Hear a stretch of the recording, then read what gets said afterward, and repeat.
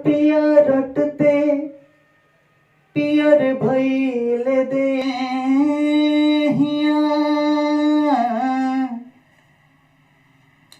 अरे पिया गइल केवना रे,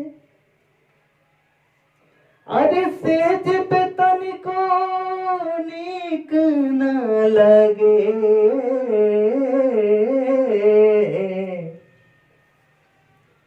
जगले होता भोर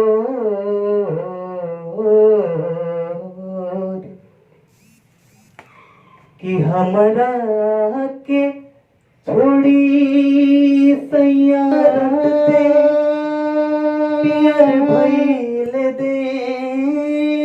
अरे गइला बिधवा रे भुलाई रे गइला ना कि हो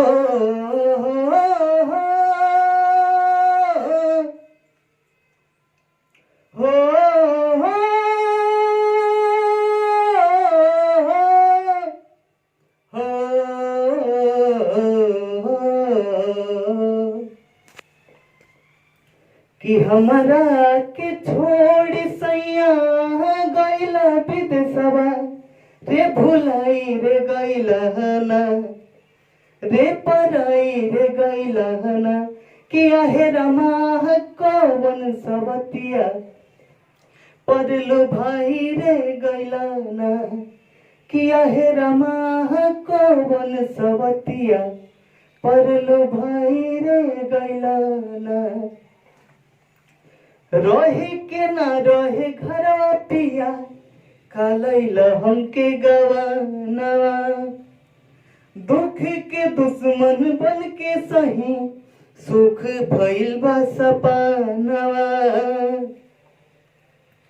अरे बिरह के आगिया में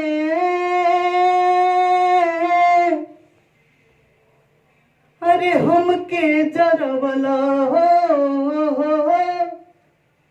रे जराई रे गइला ना कि आहे रमा कौन सवतिया परलो भाई रे गइला ना।